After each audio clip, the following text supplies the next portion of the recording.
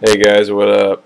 I was just gonna show you some of my quick case mods, some Ghetto case mods that I did on my own, just with a Dremel tool, and then just kind of talk about my system specs and show you this case. So what I did is up here at the top, I stuck in a exhaust and an intake. Just kind of drilled them out with my, or whatever you want to call it, with my Dremel tool, and put the exhaust right here. Excuse me, the intake and the exhaust, the intake right here. These two little 80mm fans seem to work pretty well. I actually lowered the temperature by about 5 degrees as soon as I put those in. Really, I didn't need to put them in because I leave the side door off most of the time anyway, but otherwise it gets too hot in here with the GTX 470.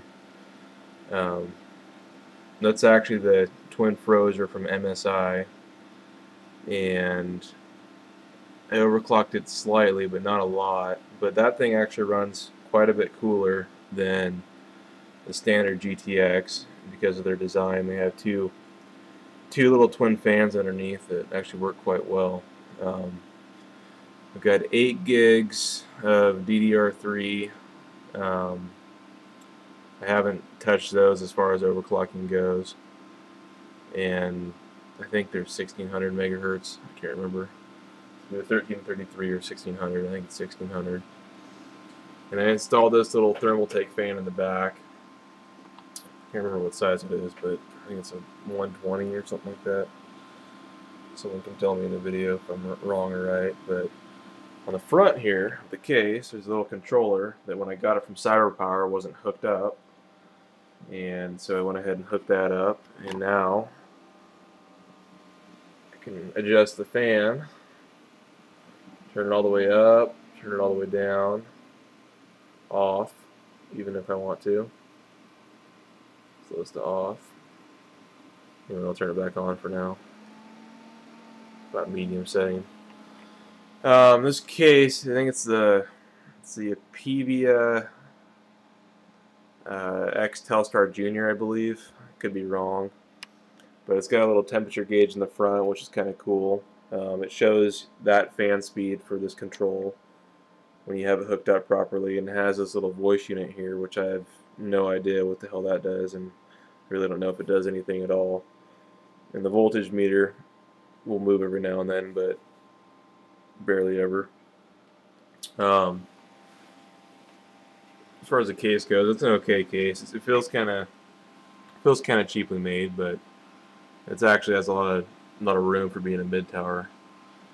The power supply is a Cougar 850 watt SX power supply. It's semi-modular. It's mostly modular. You can see the two main cords in the back there, but they kind of have a coral snake color to them, which is pretty cool. That thing puts out a lot of power, and it really doesn't put out very much heat at all, to be honest with you. And you can tell that it's really well made. It's really heavy. It's got kind of a cool finish on the outside. It actually uses Japanese capacitors over the standard Chinese capacitors that are in pretty much every other power supply.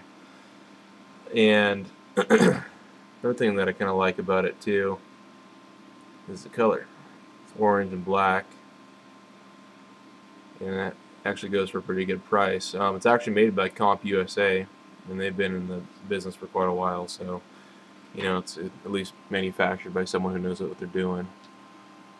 For our processor, I have the AMD X4 955 Black Edition, overclocked to 3.4 gigahertz right now, which actually runs really cool. And I'll show you over here. I got CPU-Z open, if you can see it. You can kind of see it's pretty blurry with the stupid webcam. I don't feel like adjusting it right now, but anyway, just a standard hard drive. It's a 1 terabyte, 7200 RPM, Western Digital, and I've got a Sound Blaster sound card of some sort in there, which I wish I would have never got, because when I first got this thing, it was a pain in the ass.